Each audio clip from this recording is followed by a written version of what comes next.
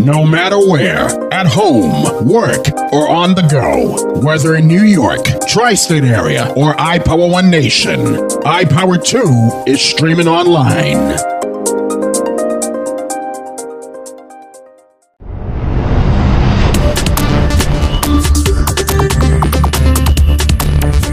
Now to that truck carrying propane in the Bronx. The explosion and fireball so intense the flames quickly engulfed cars and cars parked nearby and disrupted subway service in the area. And making matters worse, the chemicals on the truck made it difficult for firefighters to get an upper hand on the fire.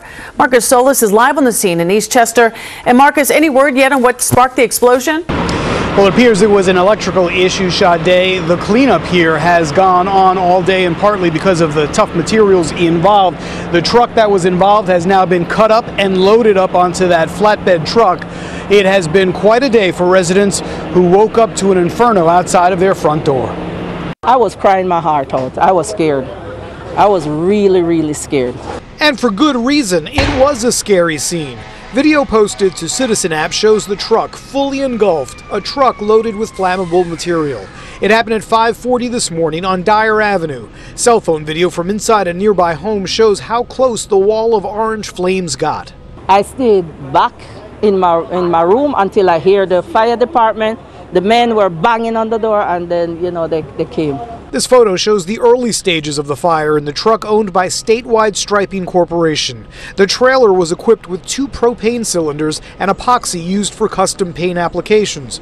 Residents say they could see the material spilling, causing even more damage. They started spreading so quickly. The flammable fluids started coming out, running down the sidewalk, started catching all the cars on fire.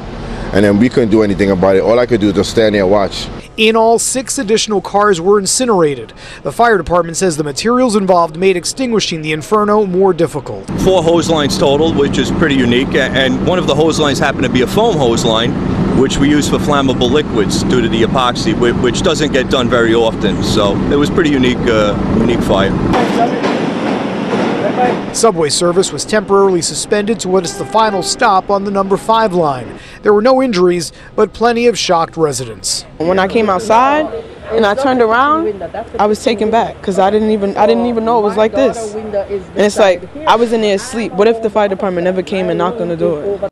Well, that was the good news, is that no one was hurt, including the driver of that truck who managed to make it out. Once they remove that truck out of here, then it's a process of getting all of these cars, over a half dozen of them, burned up in this fireball early this morning. Now to this, a protest is underway for an 11-year-old boy who was shot by a police officer in Indianola, Mississippi. Adarian Murray was shot in the chest this weekend when officers responded to a domestic call at his home. His family wants the officer to be fired and charged. Murray has been released from the hospital and he is recovering at home, which is good news. Body camera footage of the incident, though, has not yet been released. CBS News correspondent Omar Villafranca is closely following the story and he joins us now. Omar, thanks for being with us. Can you break down the timeline of the shooting and what we know about what exactly happened? All right, let me give you a little timeline that we just got from the attorney, Carlos Moore. He told us that there was a domestic issue that was going on late or early Saturday morning here in Indianola. And the mom, her name is Nikayla Murray, was having a dispute with her daughter's father. He had come over and was knocking on the door. They came in and they started arguing. She said that she handed the phone back to her son, Adarian, and just said, hey, call grandma and call the police. You know, he's upset. She handed him the phone to call for help. He did. He called for help and said, hey, you know, this is going on. Please come over and help. Grandma was on the way as well. Well, Carlos Moore, the attorney for the family, told me that when officers showed up, that he said basically they were coming in hot. And Nikayla Murray told me the same thing. It went from banging on the door to trying to kick the door in.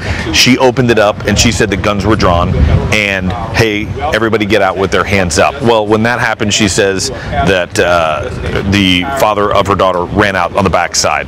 She came out with her hands up and told them, obviously, since a child had made the call, there are kids that are inside the house. So the officer, she said, yelled for everybody who's inside the house to come on out.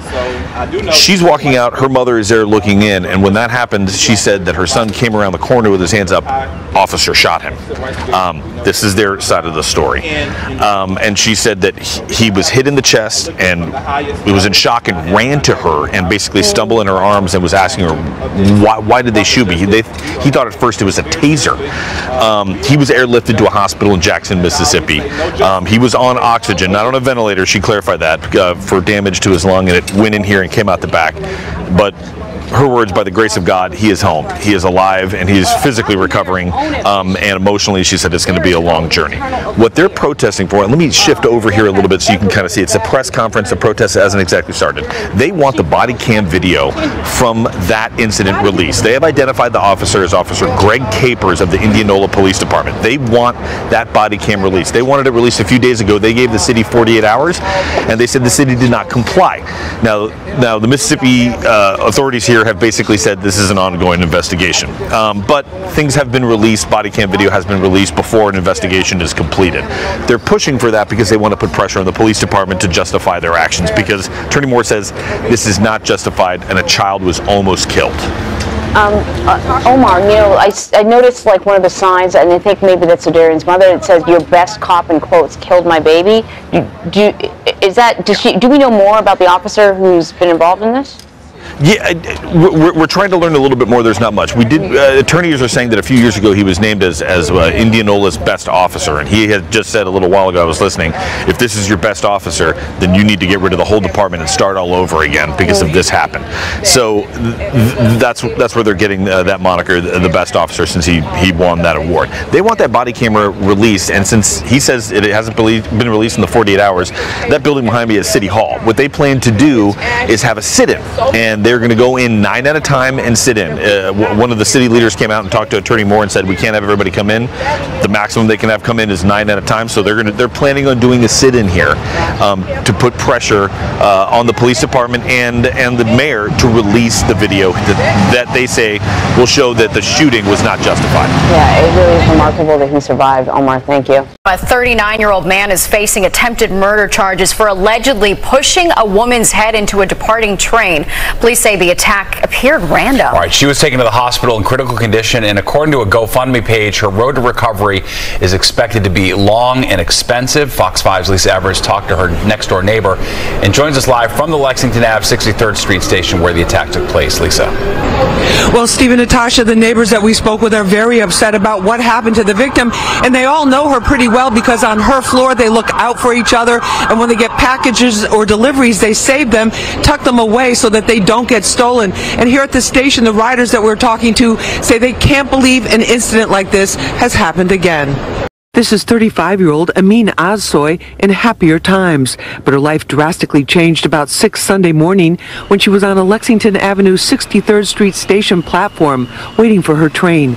Police say for no apparent reason, 39-year-old Kamal Semraid put his open palms on the back of her head and smashed it against the side of a departing train. The victim lives in this apartment. We caught up with her next-door neighbor. She's tiny. She's petite. She's a little shorter than I am, so... You know, she just seems like a very nice person. She's a very quiet neighbor and is just really, really sad. Police arrested the suspect on attempted murder and assault charges. He tried to hide his face as he was taken in to be booked. NYC Transit President Richard Davey says the NYPD acted quickly, using pictures from MTA cameras to arrest a suspect and start delivering justice to the victim, who is in our thoughts at this terrible time. I don't know why anybody would do that to anybody else. I can't imagine any explanation except maybe mental health. The victim is a Turkish immigrant, now faced with massive head and spinal injuries. Lila Stromer says they all know and like her in her building and are stunned. Really terrible. So, and she seems like a lovely person. We always say hello to each other. So it just, I hope she makes it. Those who love and know the victim have set up a GoFundMe page for her recovery and rehabilitation, which is expected to be long and extremely challenging. Now, as for the suspect, there's still a lot of questions about what possible motive he might have had. Police sources tell us that he's had one previous arrest. That was for having an open container. We're live on the Upper East Side. I'm Lisa Evers, Fox 5 News. Back to you in the studio. Police are searching for the people responsible for a drive-by shooting that left a 66-year-old man dead. Officials say the victim was likely not the intended target. We want to go out now to Fox 5's Briella Tomasetti. She is live at the scene this morning with the very latest on this ongoing investigation. Good morning, Briella. Yeah, good morning to both of you, Dan and Tashani. The victim was reportedly walking out of the deli behind me when he was fatally shot. What happened after that, neighbors say, was just pure panic. Some people scattered, others ducked and desperately called for help. Just as quickly as that shooting unfolded, it was over. Police carefully canvassed the area outside a Washington Heights deli after a hail of gunfire from a drive-by shooting left a 66-year-old man dead. According to the NYPD, police responded to a 911 call for reports of a person shot just after 7 o'clock last night. It all happened at the intersection of Broadway and West 162nd Street. We heard what sounded like firecrackers, and then we didn't think anything of it until we saw people running down the block.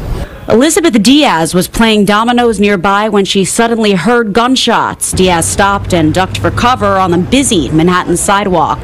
Then she says she saw the victim, identified by police as Retta Gergis, lying on the ground with no signs of life. There wasn't anything anyone can do. And then by the time we came up here, there were people around him. Gergis was rushed to Metropolitan Hospital with a single gunshot wound to the head, but later died from his injuries. Cops say he was not an employee at the Chopped Cheese Deli where the shooting broke out, nor do they believe he was the intended target. The gunman sped off down Broadway in a gray Audi. That car is now the focus of this investigation. Thank you.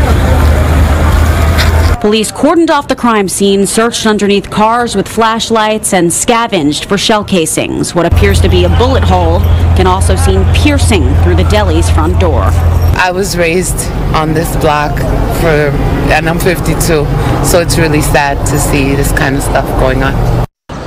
Yeah, and another live look at the crime scene for you this morning. The store, the deli, is interestingly enough open, even though this remains an active investigation. You can see that bullet hole still piercing through the front door. Now, police have no description of the person or people in that gray car at this time. They are combing through surveillance footage and security cameras to try and see if that'll lead them to an arrest. Right now, though, this neighborhood is just sleeping with one eye open. Today, the MTA proposed fare hikes for the subway, bus, and commuter rail. It's also calling for toll increases even higher than that. News 4's Andrew Sift is live on the Upper West Side with what we need to know about this, Andrew. Well, the big headline is this is another sign that the pandemic is over, at least when it comes to paying for mass transit. You may recall that a planned fare hike in 2021 never happened. This time around, no matter how you get to work, your trip there is about to cost more. I think it's a little too much for the ordinary people that rides the train every day. Mark Jefferson of Canarsie understands, but the base fare for subways and buses, now $2.75, would rise to $2.90 if approved by the board. Your monthly Metro card that's now $127 would become $132. And tolls, if your Easy Pass is now $6.55 each way, the proposed rate would exceed $7. Commuter railroads face a similar increase between 4% and 5%. These small, frequent fare and toll adjustments avert radical fare and toll fluctuations. MTA finance officials made the numbers public today. Longtime board member Andrew Albert said it's a relief. That's good news. It will not be as high as it could have been. For months, commuters had braced for an even more severe increase. The reason? Ridership never fully recovered after the pandemic. But a state-funded bailout provided enough money that the fare and toll hike only needs to produce $300 million to balance the Transportation Authority's budget. And that's what this hike is supposed to do. Some riders wondering if it all adds up. Inflation's gone up a lot more than 4% since 2019, and I'd really want to keep the subway running. So I hope that 4% makes it work. So what happens next? Well, there are going to be some public hearings, and then the MTA board will take a vote on these proposed fare increases sometime in July. Then they would take effect by the end of the summer, probably in late August. We're live on the Upper West Side. Andrew Siff, News 4 New York. Lots of folks are planning to get away this Memorial Day weekend. Travel experts say this will be the busiest Memorial Day weekend in more than 2 decades. 42 million Americans are expected to travel. More than 3 million of them will fly, 11% higher than 2022. Travel expert Pauline Fromer. I hope flying will be okay, but I'm worried it will be a nightmare. There still are staff shortages, so that means longer lines at security, huge lines at concessions if you get hungry. Why are so many Americans looking to get away? Well, experts say it has a lot to do with pent-up wanderlust. This will be the first holiday since the official end of the pandemic was declared. There may not be enough places for people to park at many airports, so consider getting an Uber or taxi instead of driving yourself. Travel industry executive Gabriela Ribeiro has packing down to a science. I hear you always pack a carry-on. You never check a bag. Never check a bag, because once you lose your bag, you'll never go through that again. You'll be surprised how much stuff you can fit into a carry-on if you know what you're doing. One tip I always tell people is to stuff as much as you can into shoes. And wear the biggest shoes you're bringing. I wear the worst ones when I travel. The highest ones, the bulkiest ones. So these would come with me, and instead I'd pack all the shoes I want. Of course, most people will drive. AAA's Robert Sinclair says timing is everything. If you can leave before noon or 1 p.m. on Thursday and Friday, do it. As for the return trip home, either start out early or leave late. Monday, return day, probably starting 3 p.m. in the afternoon. It'll start to get busy, and that'll probably carry you on into the evening.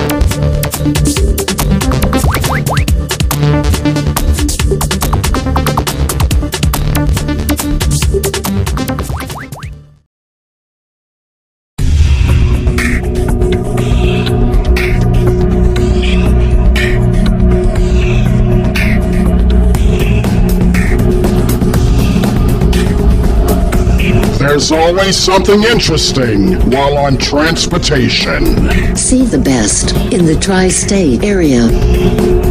The iPower 2, travel on the rails, moving forward.